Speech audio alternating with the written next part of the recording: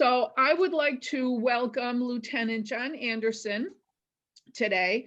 He's a retired law enforcement officer with over 35 years of experience in the Onondaga County Sheriff's Office, where he was also the department historian. John's the author of several books on policing and over 50 articles in magazines, including Law and Order Magazine, Police Magazine, National Sheriff's Magazine, and the Empire State Sheriff Magazine. He's an expert on the history of policing and has given instructional talks to police academies, jail academies, libraries, and universities, including Cornell. John has also worked on various projects with the FBI, and he's an avid collector of vintage police memorabilia. So thank you for agreeing to talk with us today, and take it away. Hey, Carol and I have done a lot of talking about early policing histories on a lot of different subjects, and so we kind of wanted to keep this open-ended because we have such a diverse interest in her audience, and so we'll talk about each one of the topics. I could probably talk about an hour, so I'm going to try to go quickly and kind of do a generalization of the development of law enforcement in the United States. And then we'll focus on some specific areas. So talk a little bit about hangings, a little bit about jails. And Carol wanted me to focus a little bit on women in law enforcement, and done some work in that area too. So I'll try to go roughly half an hour, 40 minutes. And cover kind of a generalization, and then we'll be able to open up for questions and answers. And if you have any questions for me that I can't answer, I'll make something up that sounds convincing anyway. It's a policing tactic now. And then we'll make sure that we get you my email. So if you have any specific questions and any pieces that you're working on or studying, you can get a hold of me. And if I can't answer the question, I'll steer you in the right direction. But let's see. I think it's important when we talk about development of law enforcement in the United States. I'll focus on New York State because that's what I'm familiar with, and it's a great dynamic model for looking at law enforcement because we developed so early. And like the Onondaga County Sheriff Department, for example, was formed in 1794. And so it was a cornerstone of the development of law enforcement locally. So I'll focus on roughly New York State to kind of, establish the model a little bit. But we really can't say that we trace our history of policing in the United States and New York State to the American Revolution. That the histories go way far before then. Some of our traditions go all the way back to the Roman Empire. I'll highlight a couple of those at a couple of times. They go back to the watch and ward system. And the reason for that is, and even to the colonial period when we had the Dutch here in the 1660s and the English, who took over the Dutch later in the 17th century. But so those traditions in American policing actually started back then. But when we, after the American Revolution, our forefathers did have an interest in their own establishing their own legal system, their own policing systems. But our forefathers were unable to get away with what was familiar to them. So they adopted the English common law system in practice and the law enforcement titles that came along with them, that we'll talk about in a minute. One of the greatest resources that we had in developing policing in our newly found country were the veterans of the American Revolution, who were experienced, they were disciplined, they had military experience, they understood authority. They were used to dealing with conflict emotionally, mentally, and physically.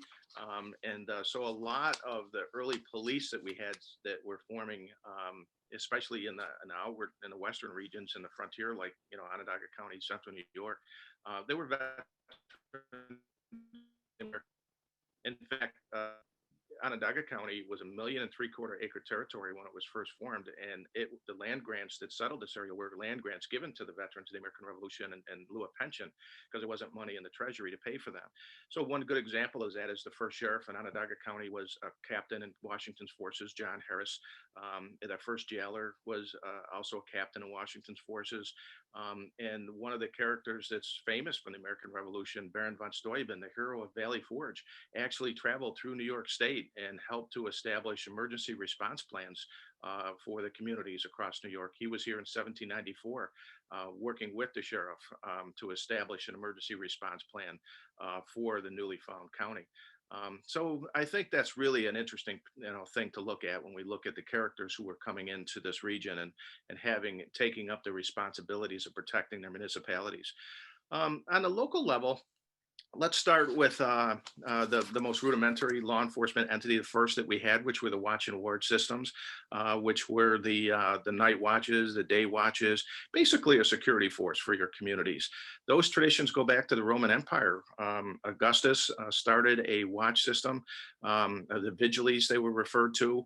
His first attempt to establish that was failed because he gave policing responsibilities to slaves, and they could earn their freedom by their years of service. But slave police force didn't respect the community that enslaved them, and the community didn't respect them. So there was no mutual report and respect. So that system failed, understandably. A good lesson for today. But he started the idea of citizens away from the urban cohort, from policing, and that proved to be very successful. That was the beginnings of civilian police in the Western culture. That was beginnings of the volunteer fire department, because they were also firefighters. England adopted that further into the watch system as early as 1285, when the king started to supplement the watch system, started to come up with compensation for them and standardized weapons. The king had so much influence on the watch systems by 1660 in England that the watchmen were called Charlies after King Charles. So those are some of the interesting traditions that started into the watch system, and that was adopted here in New York State, also in the communities. As early as 1825, we have the village of Syracuse had a watch system. And the salt boilers had a watch system that was independent of that, and they actually brought criminals to justice before their salt barons instead of the local authority. So the watch and ward system was basically a security force. One of the specific entities was a night watch, and their responsibility were to be checking businesses and homes for the security of the place, watching for fires, questioning, stopping, apprehending criminals, or suspicious persons, for example, detaining criminals that could be brought to justice later. And that was basically the policing system that existed in the beginnings part in our communities across New York State. The idea of a more professional, more something more that policing should be more than just a security force actually started to come about very early also with the idea of constables. The constable is another title that's sometimes interchangeable depending on your communities, that a watchman, but that was more of a full-time police, more of a police officer that we would recognize as opposed to a watchman. Constables typically oversaw the night watch, for example. The constable was somebody who maybe investigated, things, and so you'll see the constables start to emerge in our communities in the early 1800s, 1820s, 1830s, and things like that as well. And the idea of moving away from the watch system and developing policing into something bigger and better actually began in England with, Henry Fielding and the Bow Street Runners in the 1750s, and he's the one that started the idea of detectives, of thief takers, of patrols, for example. And Robert Peel, of course, picked up on that, the Secretary of the Interior, or the Home Secretary at the time in England, and he's considered the father of modern law enforcement. And he revolutionized the field of law enforcement and introduced reforms that we would recognize as modern policing principles today, which had a huge influence on constabularies, on policing in the United States. And I'll get into that in a minute.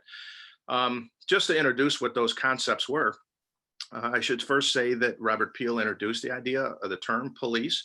It came from the Greek word polis, which meant city. And from that came the idea that police are a civilian force charged with protecting a municipality. He actually embossed the term polis or police on the buttons of his Metropolitan Police in 1829. And some of the ideas that he introduced then that had an influence on the development of policing here in the United States, even in New York, were police should be civilian, not military. However, they should be organized under military lines, rank and file, with authority, that type of thing. He introduced that idea, or knew that should be there.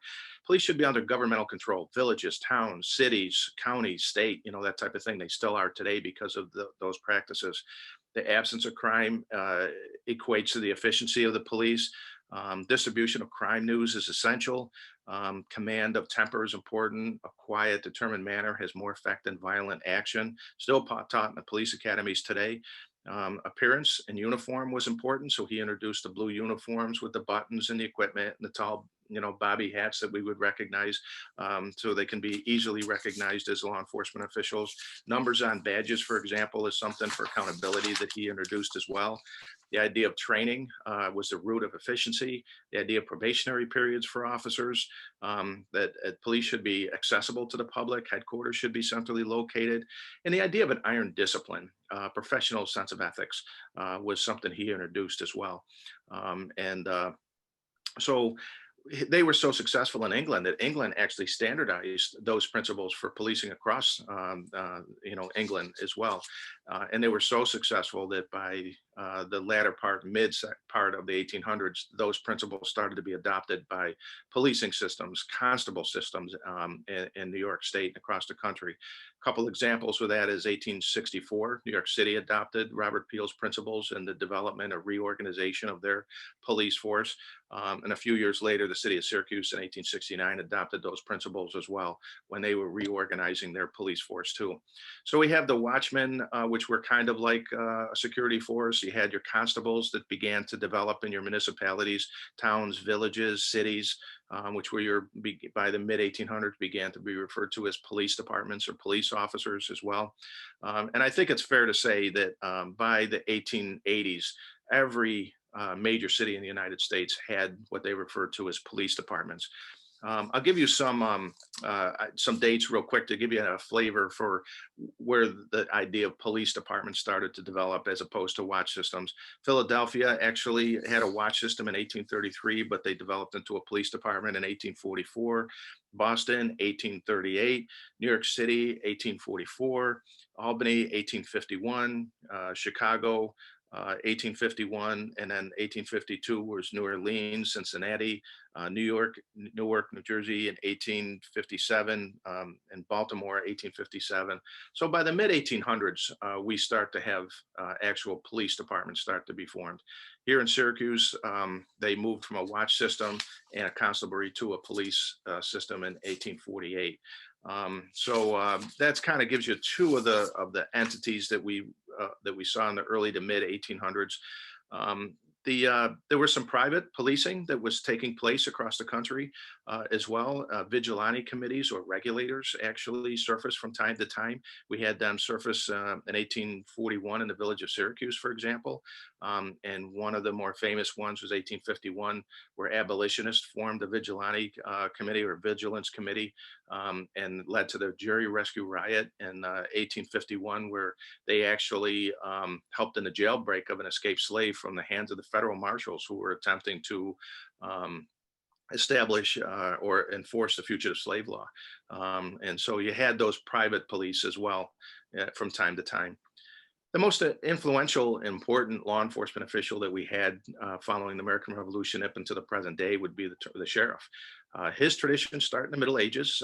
Before the Norman Conquest, he was a very powerful law enforcement official. He was a law enforcement official, he was a jailer, and he was also a judge.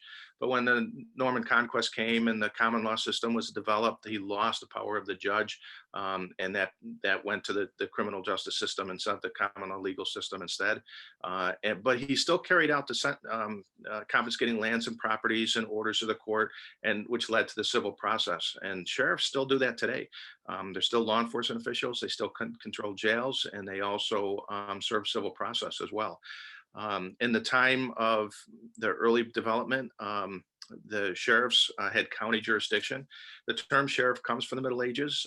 A county in England was a shire, and the keeper of that county or the shire was the reeve. So it came shire reeve or the county's keeper, and that's where the term sheriff comes from today.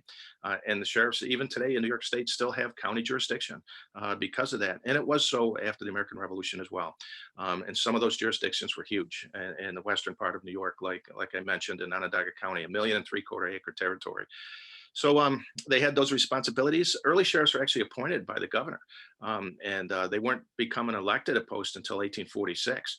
And the reason for that is people didn't want the governor somewhere else in the state having control over such a strong, powerful law enforcement official, and they wanted to elect their own sheriffs. He was the chief law enforcement official of the county. He had power of the county, or posse comitatus, it was referred to. Even today, a county sheriff is the chief law enforcement official of many counties in New York State. There were a lot of times where we had in Onondaga County where the sheriff exercised that authority. Even taken over local militias in order to police jurisdictions under certain circumstances. 1794 was the first one with an Indian scare with the Haudenosaunee, the Iroquois were threatening hostilities. The Sheriff Harris actually took over with Baron von Steuben and started a militia, in sense to control that. 1810, there was actually a posse put together to go after a bear that was killing pigs in the southern part of the county. So that's kind of interesting. 1844, the sheriff deputized a militia to take care of a riot that was occurring here in Syracuse between two communities, the Irish and the German communities, in a sense. I mentioned the jury rescue. The sheriff actually deputized a militia to assist in the federal marshals at the time, and which was kind of strange because he was an abolitionist as well. And it's kind of a unique story that I can share some other time. But he actually assisted in the escape. At the same time carrying out his duties to help the federal marshals. So sometimes there was conflict between these different law enforcement entities.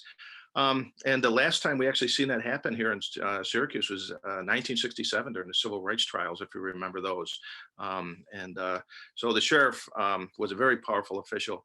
He was actually paid early on on a fee system for services rendered. Arresting people, transporting people to jails. If he didn't have a jail, he had to transport them to Herkimer or Whitesboro, for example, to the jails, and make an arrest and maintaining the people as well, or serving civil process. So early sheriffs, that wasn't necessarily their primary occupation. It could have been a secondary occupation as well. It wasn't until 1846 when he became an elected official where that became a primary responsibility for a person holding that office. It was important office. You had to take an oath. And if you failed to take an oath, you could be actually charged with a crime or fined. So it was pretty important. And the other thing that's interesting about the sheriffs is the early sheriffs were limited terms of office. You couldn't hold 2 terms in a row. You could hold office at a later time, but not 2 terms at the same in a row.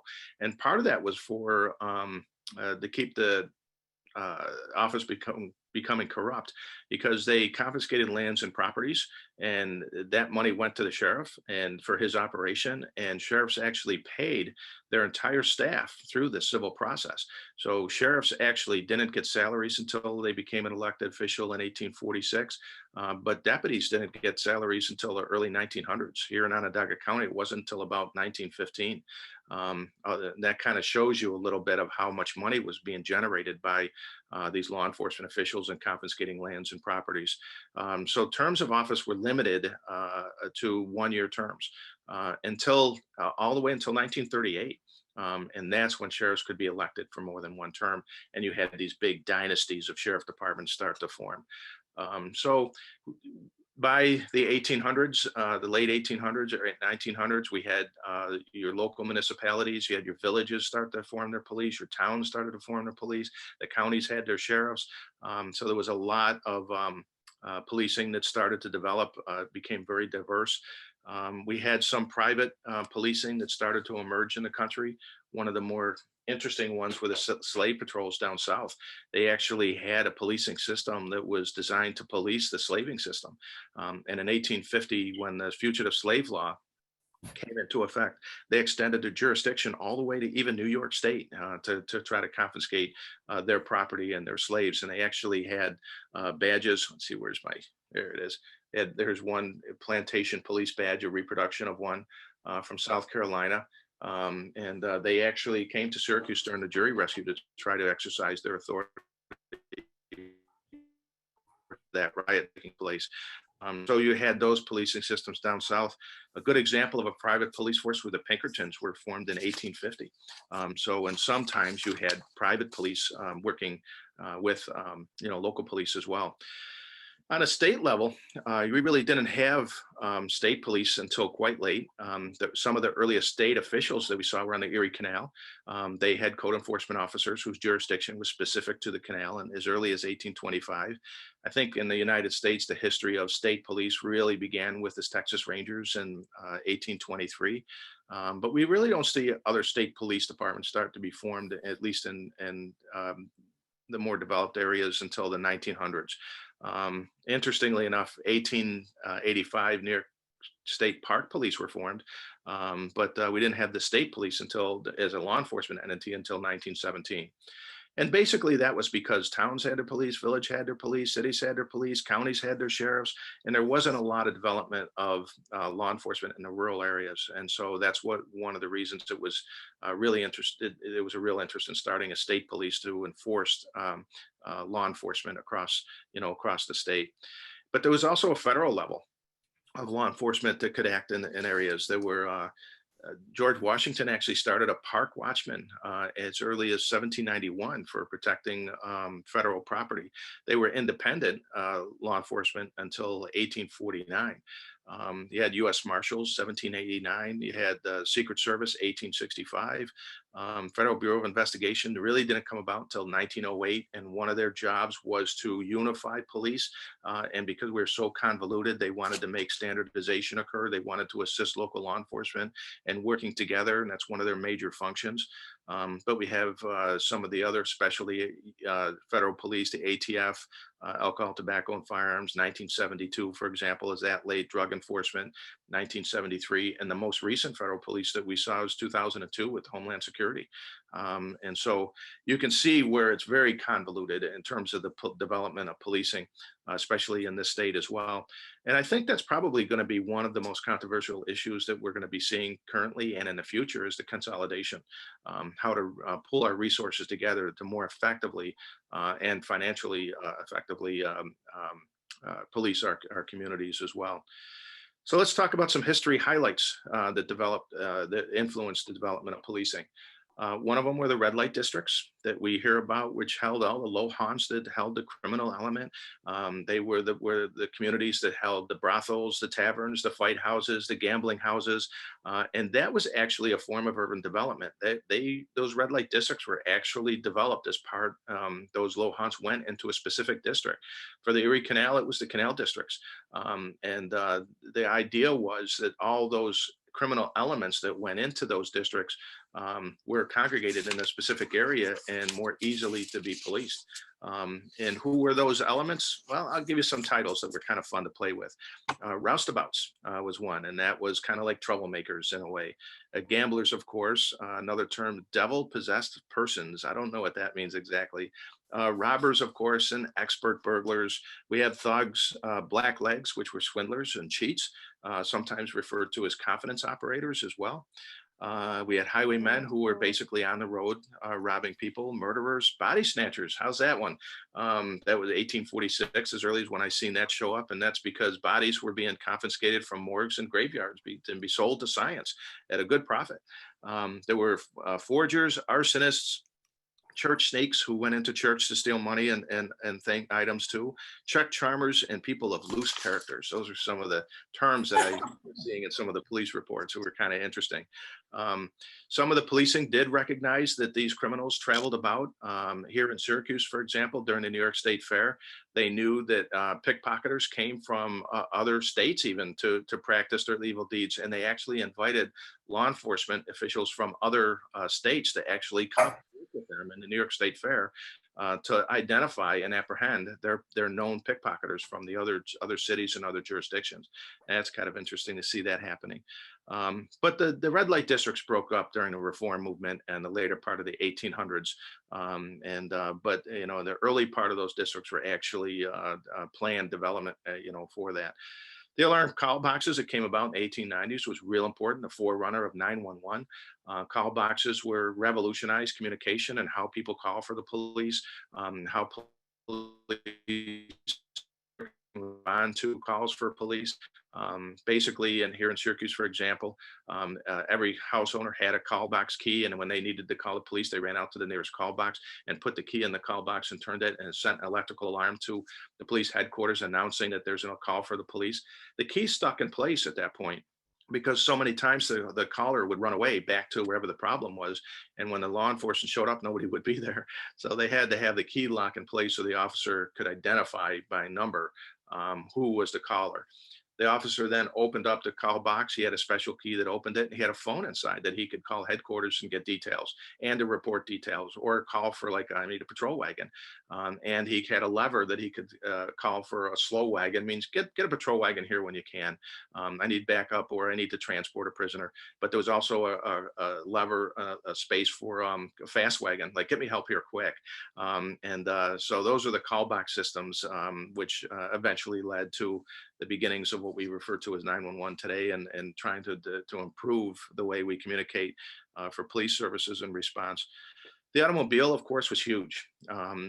We see the motorcycles start showing up, working with or replacing mounted patrols as early as 1902. About 1910 is when we start seeing police vehicles start to take place and be utilized, not only because the criminals were using vehicles to get around. Police had to keep up with them a little bit, but it got better response, quicker response. But they also started to introduce a new concept for policing, which was traffic control, which they never had to deal with before. Unfortunately, it was the vehicle that started to remove the cop from the street, and that close association that the police had with the community started to move and move away a little bit. So that was an interesting concept. Radio communication was another one. In 1836, that was introduced here in this county, and it was a beeping system. It basically, their radio beeped in their car or their motorcycle, which told them to get to a call box. You got calls waiting for you. And of course, that merged into the audio where we can talk back and forth to each other in headquarters and things like that. But when we start looking at the development of specialization in police that we see today, that really didn't come about until after the Vietnam War, when we started realizing that the things and the tools and the practices we used in that conflict were actually practical to the development of policing. So the ideas like SWAT teams came about, crowd control, aviation, helicopters don't come into till the 70s, till after the war. The idea of boat patrols, underwater dive teams, canine bomb squads, specialization in detectives, domestic violence, special crimes, major crimes, burglaries, community relations, computer crimes, crime scene specialists. All that really started to come about, in the 1970s, when we started to develop a little closer in terms of the different services and opportunities that we have to provide different things towards our communities. In that same era, for example, when we see law enforcement starting to work together a little bit more, in New York State, for example, you had the law enforcement officers who had their badges. Here's one badge with a number on it from 1928. The police badges were typically a shield. Here's another one that's very interesting. It has a phoenix on there, coming out of disorder and creating order. So there was police shields in a sense, but sheriffs in 1960 wanted to recognize the sheriff as something different than police units, that they actually adopted the six-point star. Every sheriff department in New York State adopted the six-point star in 1960, and still many of the sheriffs in the state still have a star pattern, not necessarily 6-point, but they wanted to say that, well, sheriffing is different than policing because we're also jails, not just policing, we're also civil process. So even still, when we have a lot of diversity, you have a lot of efforts to kind of unify and develop policing a little bit. One of the areas I wanted to touch base was real quick that might be interesting to some of your audience and your writers were the Erie Canal and the influence it had on development of policing in the state. With the Erie Canal, when it opened up, we became a chain of commercial centers across New York, and all of a sudden there was a huge prosperity coming across the state, a lot of money and a lot of goods being trafficked back and forth. And with that came the criminal element who preyed upon that prosperity. And along with that came a unique class of criminal that we've never seen before. And that was the Canal Boys who came along. There was a huge orphan problem in New York State by the mid 1800s. They actually had the Children Aid Society as early as 1854. system, that we're moving orphans out of New York City across the canal and adopting them out to families and industry across the state, the beginnings of the orphan trains we later see going out west. But about 5,000 boys were employed on the canal as mule drivers, hoagies. That term comes from the commands given to the mules, ho being left and gi being right. They learned the occupation of canaling, but they also learned an education of crime on the canal. They learned how to pickpocket people, how to cheat people, how to burglarize homes and businesses along the canal. And they practiced that evil deed that was taught to them by the captains of the boats, who learned, that education themselves. And the problem came with our communities across New York when season of navigation closed. And those boys were kicked loose to survive any way they could. And they started to survive by safety in numbers. And they formed little street gangs and started to survive. They were called little colonies of waifs. And they started to try to survive in the streets by a life of crime. There were so many of them that were trying to escape the unforgiving life on the streets that they found one place they could go for warmth and shelter, and that was jails. And so they started to get themselves caught on purpose and to use the jails as an asylum. And we had jails, we had a lot of overcrowding issues. Sometimes as many as a quarter of the people held in some of our penitentiaries and jails were people connected to the crime and canal boys. And that led to a movement, a reform movement in the latter mid 1800s that led to communities trying to come up with a diversity, answers to them and alternatives to jail for them, halfway houses, registrations, people appointed for them. And that began actually the beginnings of a juvenile justice system in New York State. So that's a kind of an interesting story. Our jails are important to think about. Our jails maintained by the local municipalities, villages, towns, cities, the counties, jails run by the sheriffs. And then we had penitentiaries that really started to come about. Some of them as early like Auburn, 1825, but the New York State had a penitentiary program by the mid 1800s where penitentiaries started to develop. Jails were basically for small offenses and or misdemeanors, and penitentiaries were for anything that you could be held for over a year, which were felonies. So that's really the main development between the penitentiaries and the jails. Sometimes the jail responsibilities in penitentiaries or the jailing responsibilities were by superintendents independent of the sheriff. So that's a little convoluted depending on what jails and what penitentiaries are operating where and how. But that's an interesting history too. And I think one of the other interesting things about our early jails, and I don't know when this practice ended really, but in the early part of the 1800s and the 1700s, also after the American Revolution, we jailed two kinds of people. The sheriffs were holding criminals, obviously people charged with crimes, but you also had your debtors. If you held a debt and were brought to court and charged as being a debtor, the sheriff held you in the jail until someone paid that debt. If a debtor escaped from jail, it was the responsibility of the sheriff and or the deputies to pay that debt. And that actually occurred in 1812 here in Onondaga County, where several debtors escaped during the funeral of the jailer, actually. The sheriff was like responsible for paying that debt. I don't know the story behind this exactly, but it turns out that the family of the deceased jailer whose funeral was taking place are the ones who ended up paying that debt. It's just kind of strange, but debtors were held a little bit different than criminals. They sometimes were held in a better apartment, a better facility because they weren't criminals. They just happened to find themselves in unfortunate circumstances. But that's a little bit that you, if you're developing a story and working with that, you might want to look into a little bit more. As far as legal executions, that's important to look at. We found in the early part of the 1800s, executions were public, and huge crowds showed up for them because of the spectators, atmosphere to them, and because they became kind of carnival affairs. They became by 1835 in New York State closed door functions, and they were no longer public affairs, and they were done behind closed doors. But the sheriff was the executioner. He was the hangman responsible for it.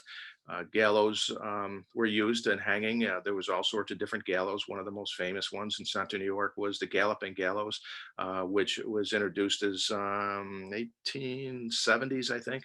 And it had a counterweight that dropped down and lifted the body up. And it was very efficient. It was used here in Syracuse in 1873, 1876. It traveled around New York State. It was disassembled, reassembled, and used over and over and over again in Herkimer in 1888, and it was the engine that attempted, well, did execute Roxy Drew in Herkimer, New York. She was a woman who was convicted of killing her husband and dismembered him and all that kind of things. And she was executed by the Galloping Gallows in Herkimer. And unfortunately, the hangman botched the hanging. He miscalculated his measurements. And when the counterweight dropped and lifted her up, she strangled to death in front of the registered witnesses. It took place, the embarrassment of the municipality. But the sentence said, hang from the neck until dead. And that's what she did. And that's when the state stepped in and said, okay, we need to take responsibility for this. And in 1888, the state took responsibility for conducting legal executions, and the gallows was no longer used. Other methods were being used instead, the gas chambered electric chair or things like that. So that's a little bit about the executions as well. Let's see. I wanted to keep my notes here, so I kept on focus because I could go off on 100 of different tangents. But let's cover real quick the women in law enforcement and their role and where they came into emergence. And then I'll show you some artifacts that I have, and then we'll get into some questions and answers that you might have. Women in law enforcement really started to surface during the women's suffrage movement in the later 1800s. We had women who were being held separately than males in our penitentiaries and our jails, but they started to realize that women had special needs. Number one, accommodating their families who came for visitation and for caring for them. And so we started to see as early as the 1890s a specific title for a woman in uniform working in the jails to accommodate the security and well-being of women inmates, and that was the matron. So we start to see them actually show up. New York State started to have, as early as the 1880s, started to have regulations for who the matrons should be and the regulations for them as well. They were basically women officers, uniformed women corrections officers charged with, overseeing the female inmates. By then, we see them start to show up in jails and penitentiaries as well. But in the early 1900s, what started to happen is they started to realize that some of the issues that were arising that causing women to become incarcerated really began in the streets and the unique problems that were happening on a domestic front or wherever. And so the idea of having women on the front line, on the law enforcement end of it, started to materialize. So we start to see in the late 1800s across the country in certain areas, certainly by 1910 here in Onondaga County and Syracuse, New York, we start seeing women law enforcement officers, women police officers, and their job was to address issues, but specifically to women. But a lot of them became juvenile officers as well. The sheriff in 1926 here in Onondaga County actually formed a women's corps of women deputies specifically to be juvenile officers.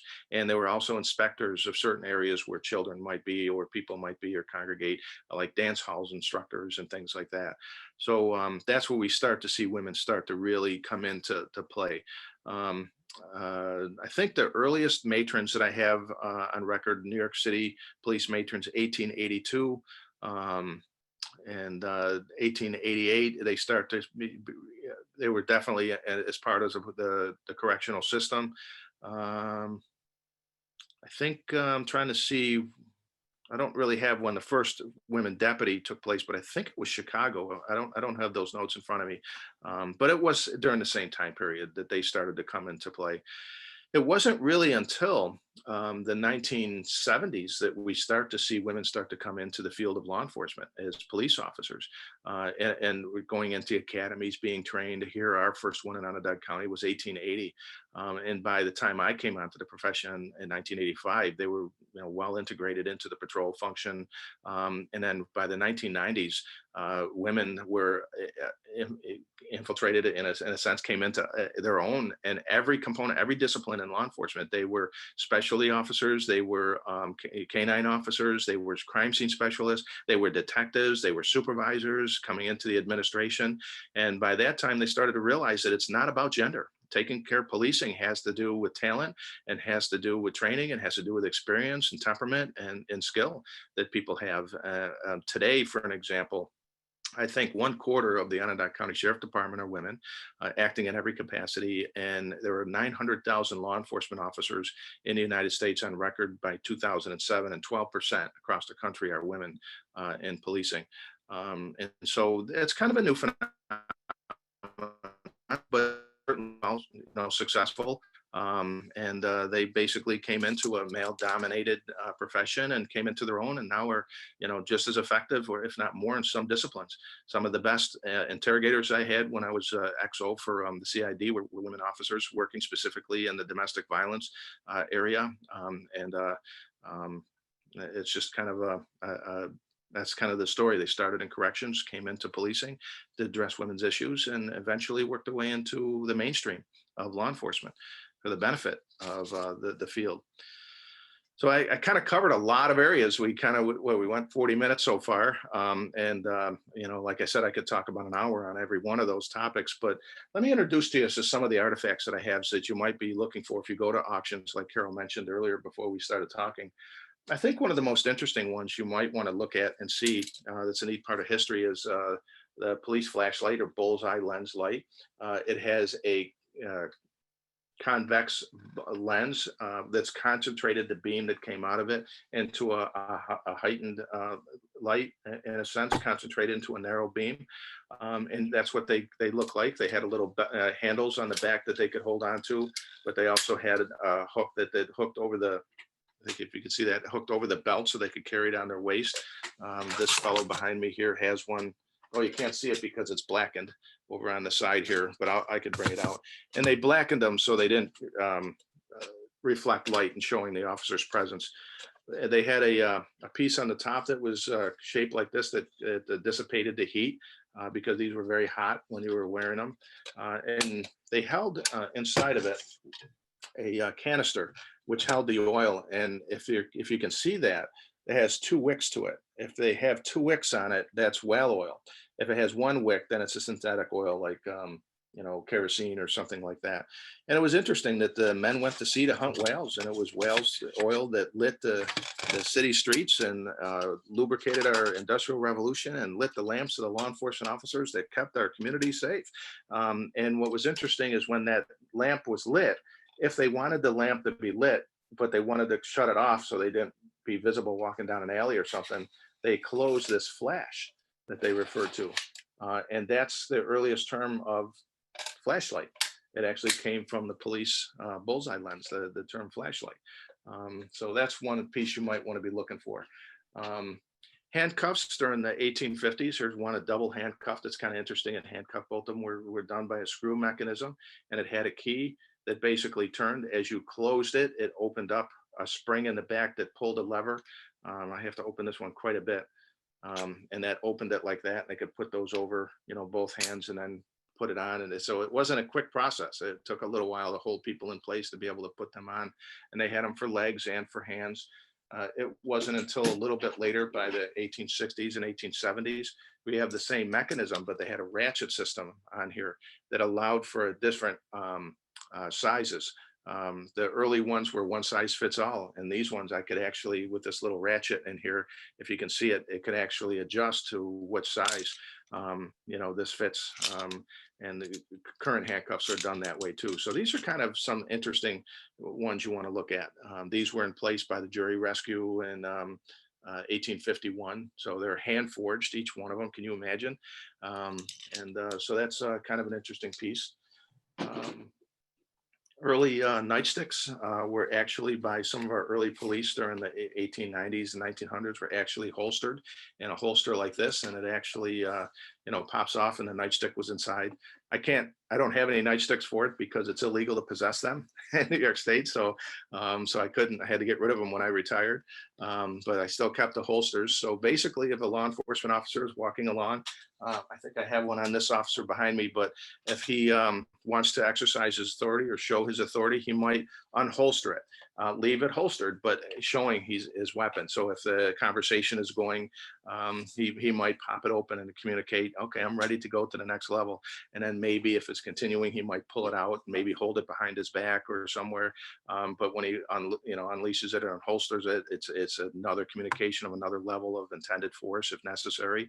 And then if the person started to comply, he could put it back in the holster and he could holster it again, that type of thing. So the use of the handcuffs and the trenchions were very important. Law enforcement officers, even today, carry the batons, the long nightsticks, and day watches. There's different sizes for things. But also how small ones extend out if they needed to. It was a remnant of the Trenchions, for example, that we talked about. You had different lengths of nightsticks. There were day sticks, nightsticks, riot sticks, all different lengths and different kinds of hardwoods that were taking place and being used. The whistle was an important communication device. This is the London Metropolitan Whistle, developed by Robert Peel in 1829. And it was basically the hue and cry calling for help, and it has that unique two-tone that we would recognize, that calling the attention to other officers and the citizen around the crime was afoot. In the United States, we liked the whistle, but we wanted something different. And that led to the whistle we would now recognize as a policing whistle, or the sports whistle with the little bead inside that gave that unique kind of tweed when it rang. So that's a little bit about some of the artifacts that I had with me. As far as the uniformed officers that we have, this is an 1890s uniform from the Syracuse Police Department. It actually has a canal boat on his badge because of the influence of the canal at the time. And he's equipped with his lantern. Whoops, here it is. And his baton, and also the whistle on there. And the later one that I have on the other side over here is a motorcycle patrol from the 1940s. What we see is the hat has the different points. It's not just rounded. And that is actually the shape of a stop sign. And that was typical for traffic cops. So when you see that pointed 8 point, that's unique for a police officer, but you see his whistle on there and his badge. And this officer actually has a cross-drawn holster, which means his holster, his gun, his weapon is on backwards, and he has to reach across his body in order to pull the weapon out. And the reason for that is the waist belt, the duty belt, was worn at the naval level, and it's very hard to pull a weapon out from the strong arm side that's that high. And so they reached across the body in order to pull the weapon out. And the reason for that was basically for the convenience of the officer. He didn't have his belt attached to his pant belt. And if he had to use the facilities, for example, he'd have to take his whole duty belt off. When it's worn on the outer section above, he didn't have to do that. So it was a lot, more comfortable.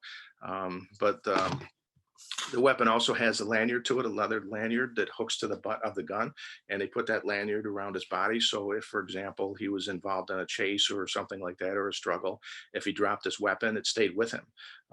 And the weapon retention is a very serious issue. We had law enforcement officers as early in Syracuse. I forget the date in particular, but one officer in the 20s, I believe, was killed with his own weapon.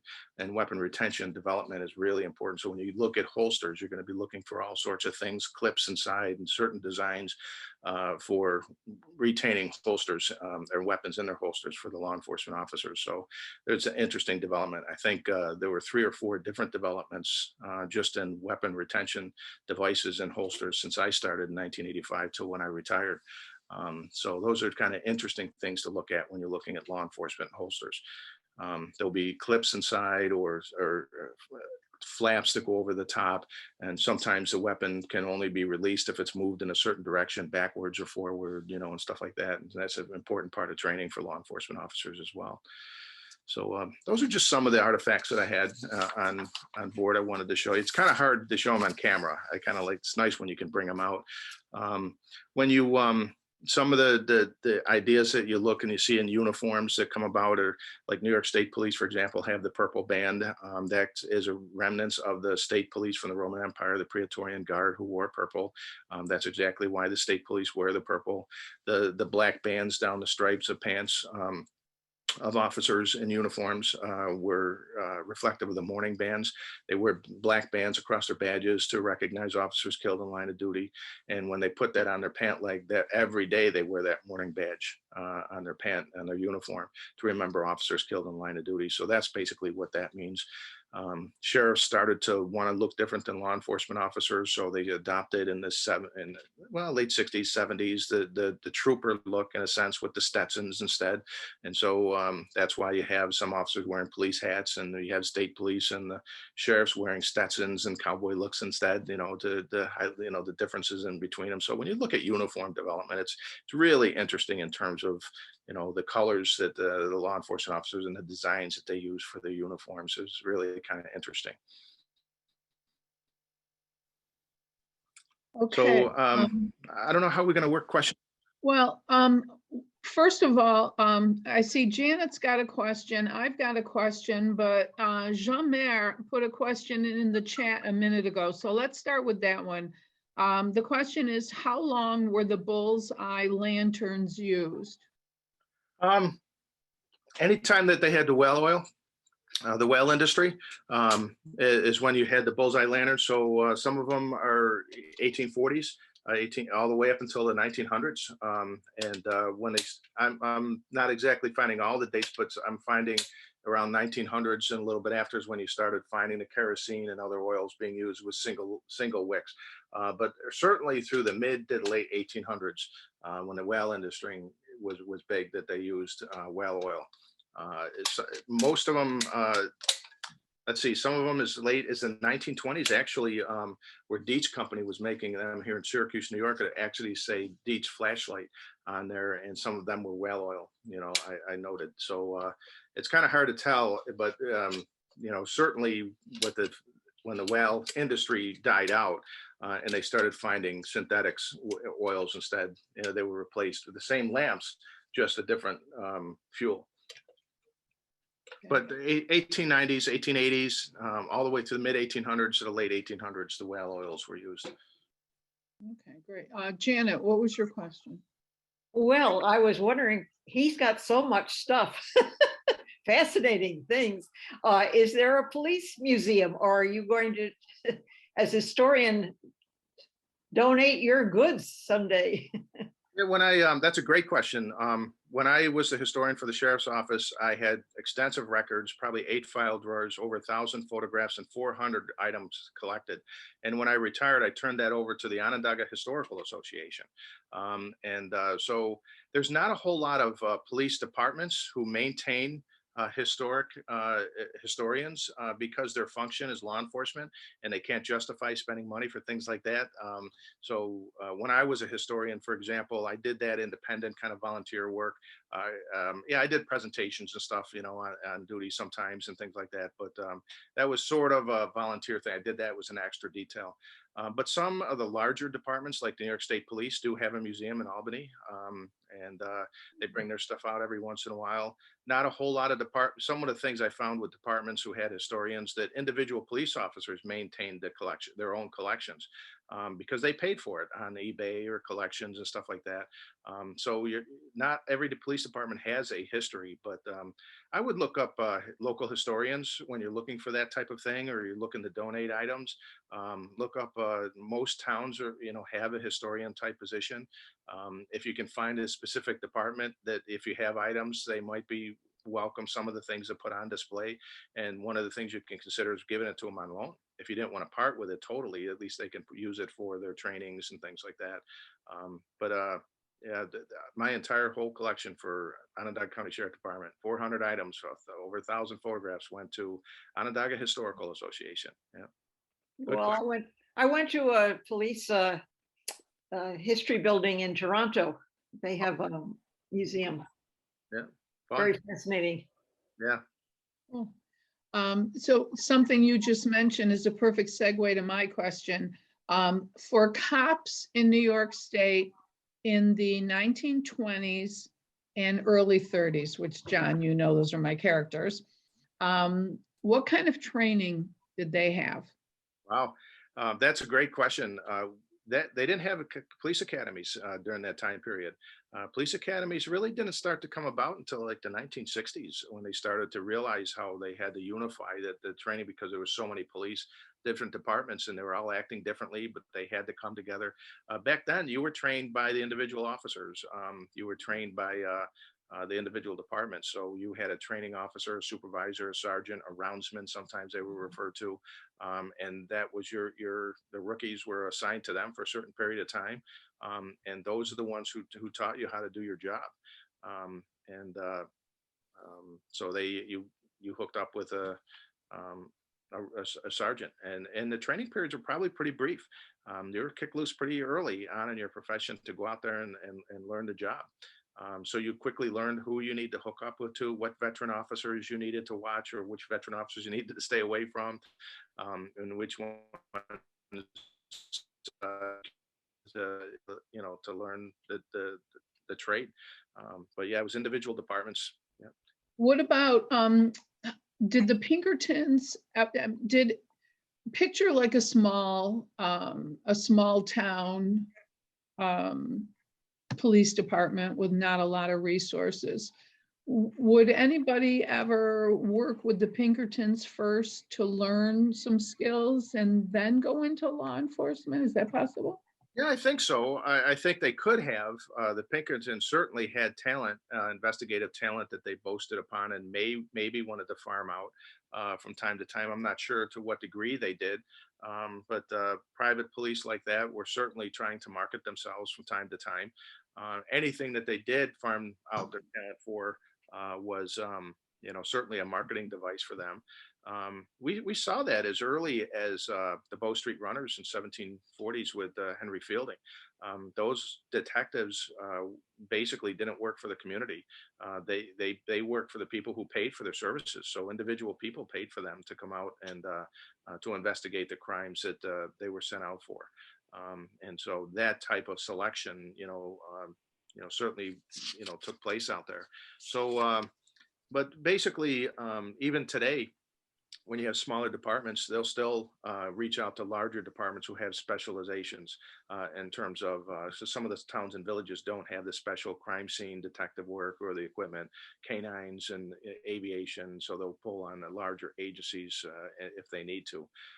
But it's a great dilemma because a lot of agencies were very proud of their police force and the services, and they didn't want to bring other people into it. They had their own little kingdom that they wanted to protect. So those political entities still exist today, to tell you the truth. And it's, to give an example, when 911 system was first introduced in the 1970s here, a coalition of chiefs of police in towns and villages fought against it.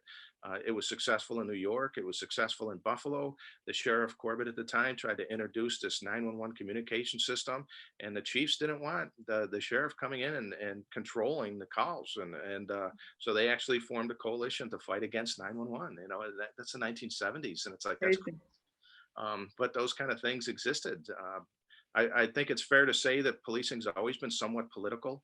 When we had New York City, for example, when Albany standardized policing, they formed a municipal police for policing New York City, but the mayor didn't want to give up his police force, who were they were municipal police, and the state commissioner ran metropolitan police, and they were in conflict, even to the point of having conflicts, riots between the two different police forces in New York City, until the mayor kind of resigned to the state. And but it was very political. Yeah.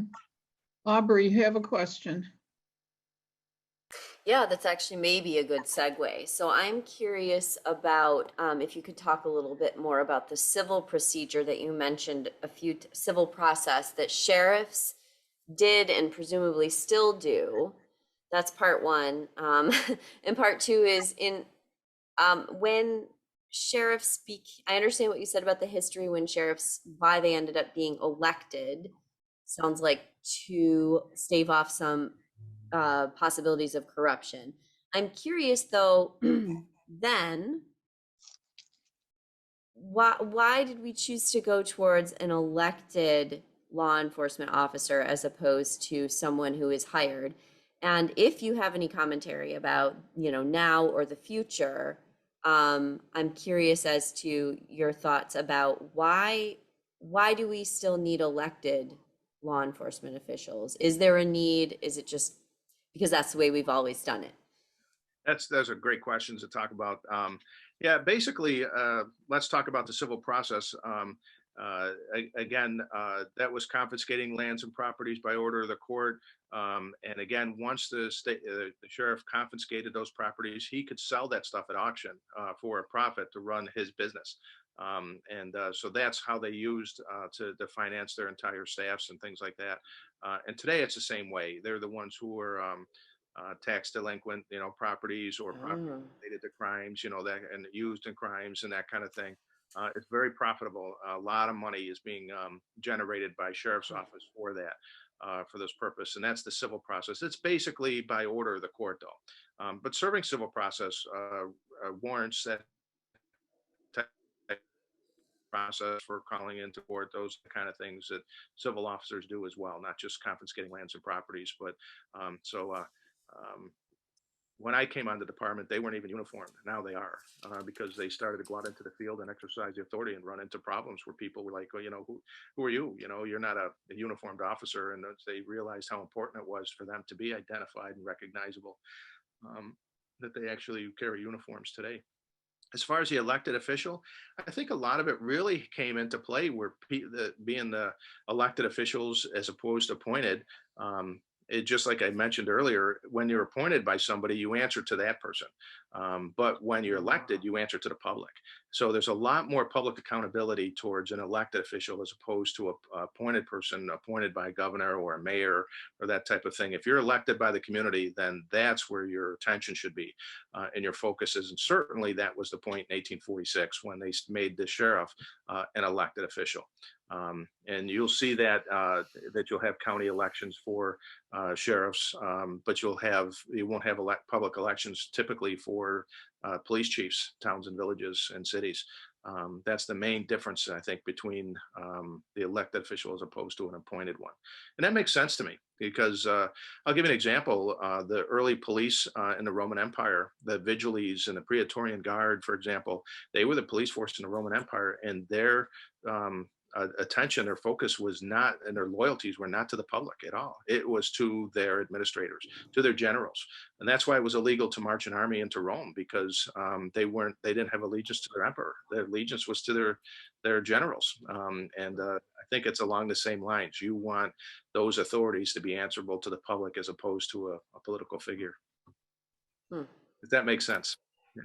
No, it definitely did. I feel like that there's an open question here, or maybe not, for current researchers of policy and history about, because essentially, yes, I get you're appointed, you're beholden to that official, but that official appoints you is often an elected official. So in some ways, it's all wrapped up in itself. That's it that you picked that up, because one of the biggest problems I had as a historian researching the sheriff department was because of exactly what you're saying. People wanted to protect themselves politically from political rivals. That after a term of sheriff, the sheriffs destroyed their records to protect themselves politically, if they wanted to be elected again in the future. So you can imagine me coming in as a historian trying to research the history of an organization since 1794 and finding sheriffs were destroying their records after every term. It was like, that was very frustrating. So you had to become very innovative in terms of using the resources that you had out there in terms of local historians, families.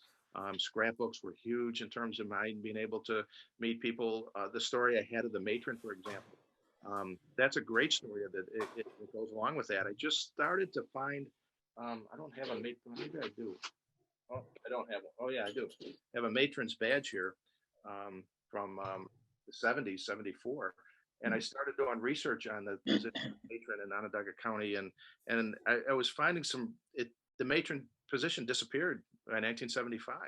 And I was like, what's going on? What happened? And what I found was a woman working, Elsie Classic, working in her jail, a matron found out that this 1974, was paid $1,000 less than her male counterparts. And she went to the county and said, hey, why don't we get equal pay? And the county said, no, that equates to a promotion, so we're not going to do that. The sheriff supported her, the union supported her, and they actually took it to the Human Rights Commission, who supported her, and the county said, no, we're not going to do that. And all of a sudden they took it all the way to the state courts, and the state courts found that women deserve to be paid equal pay than their male counterparts. So she and 11 other matrons got equal pay along with their male counterparts for as long as they worked for the sheriff department. So that was a huge payout. And with that, the unique position of matron title disappeared.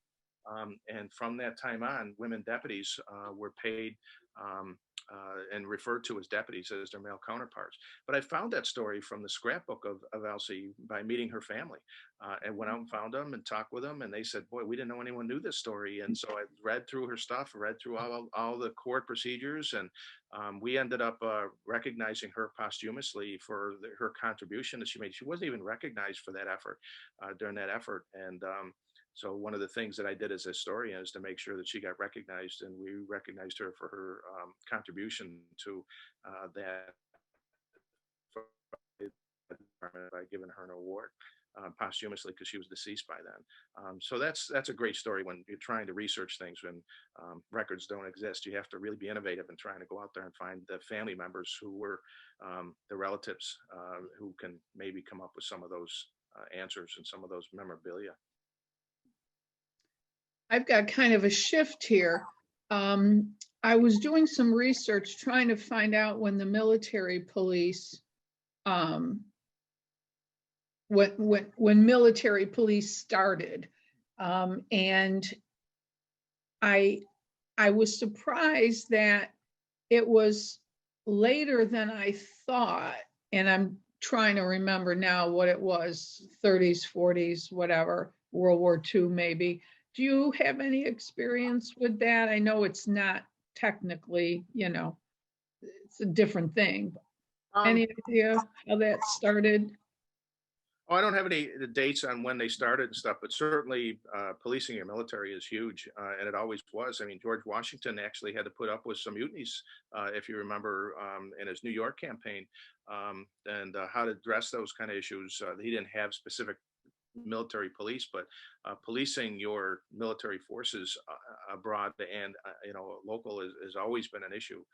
So I don't know when they developed, but it makes sense to me that military police were in fact developed into an entity at some point specific to policing bases and things like that. World War II, yeah, they used military police to protect the roads and the transportation areas and the occupations in Europe and stuff, for example. It doesn't surprise me that it eventually developed into its own entity.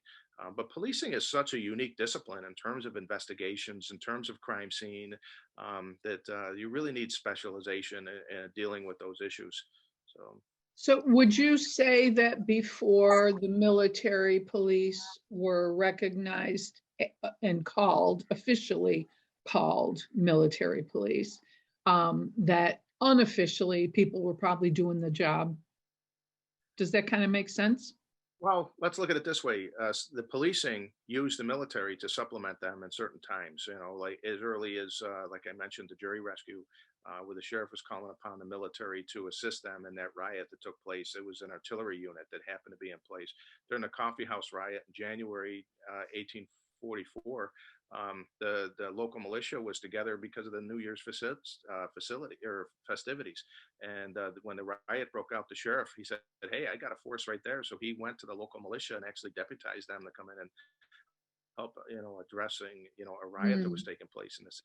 So I think law enforcement recognized the importance of having the military as a ready force if necessary. But they've kind of acted independently, but are available. We saw like in the prison riots, that we saw like at Attica, they called in the military, at certain points. So they're very closely related and stuff, but certainly the military at some point realized how important it was for them to own their own bases, own their own facilities, but have a policing and security force specific to doing the policing duties and military operations and military properties and bases. Yeah. I see Larry put in the Office of Provost Marshal was established during the Civil War. So I'll have to do some more research. Thank you. Janet. You talked about the placement of the gun on the left side. They had to reach across in the early days. Now they have not only guns, but tasers. Do all policemen carry them in the same place? And if so, where? Usually opposite. What you don't want is you don't want to be trained on muscle memory to go to a handgun. And then when you want to use a taser, because of your focused and mentally on everything, you don't want to go to the same side to go to a taser. Right. So typically they're trained to keep the taser on a different side, the left side. So if I need to go to my weapon today, I'll go to my right side. But if I need to go to my taser, I go to my left. So it's very important for them to be able to figure that out. There's been incidents across the country where officers have intended to use their taser and use their firearms instead. It's rare that happens that way, but that's a training issue, certainly. But that's certainly something that, officers have to be trained with. Yeah. You'll see them, that duty belt is 12 pounds. So there's a lot of equipment on there. Yeah. They're trained to have handcuffs in one area is specific to they can get to belt is, their baton is there, their radio there, their weapons are there, their ammunition is there. I mean, everything has a unique placement on that belt. And then there's little keepers that loop around the belt and the pant belt that keep those things in place. So if you're rolling around, those things stay there. So it's quite a process to be wearing that belt every day. And so that's about 12 pounds or more. And then you have your bulletproof vest, and that's 8 pounds. So there's 20 pounds of equipment that you're carrying out going to work every day. So keeping your officers comfortable and having the equipment on hand is really important, for them. And then uniform is very important. Any other questions? Carol, I just thought of one. Unless someone else has a. I know that nowadays a lot of law enforcement offices, whether it's federal, sheriff, local, they have age restrictions on when you can become officers. And I'm curious as to, was that something that was started at some point in history and why, or did it always exist? I can't imagine it always existed, but. I would imagine that came about in the 60s, where you had civil service start to come in, where they started to standardize a little bit more in terms of what it takes and what you need to have to become a law enforcement officer. Before then, it was basically favoritism, that you were hired by who you knew and stuff like that. And they tried to get away from that in the 60s by the development of the civil service process. Those age limits, I don't know when they started, but certainly still exist today. I think it's 26, if I remember right, for law enforcement. But for corrections, there is no age limit, because it doesn't make a difference how old you are, as long as you have the life skills and the experience to help people who happen to be finding themselves, unfortunately, in the correctional facility. I've had people as late in the 40s go into the custody academies and stuff, but certainly a large part of it has to be the physical fitness that you need for the job. So that's why I think they have the age limits on there. Is basically, you're responsible for the safety and security and the well-being of your officers. You're supposed to train them, equip them, and things. But certainly, it's a youthful image and thing. When I retired, it was after 35 years on the job, and it was, you really look back. I still remember teaching at the academy and having the children of the men and women I went to the academy with in the audience. I'm like, oh my God, I'm getting old. But it is a young person's job, because it's very, very physically demanding out in the street, doing policing work anyway. And corrections is also, but a lot more corrections is about your life skills and your ability to communicate effectively, to have a positive influence on the people who happen to find themselves in incarceration, who didn't have those experiences, didn't have the parenting and stuff. And so that's why you don't find the age limits in the corrections as much. Do most police departments require that an officer go through some sort of test of some kind, evaluation, to see if they can still run a certain distance and speed, and like they haven't gained too much weight so they can run after people? Or is there something like that? There must be a term for it, and I can't think of it right now.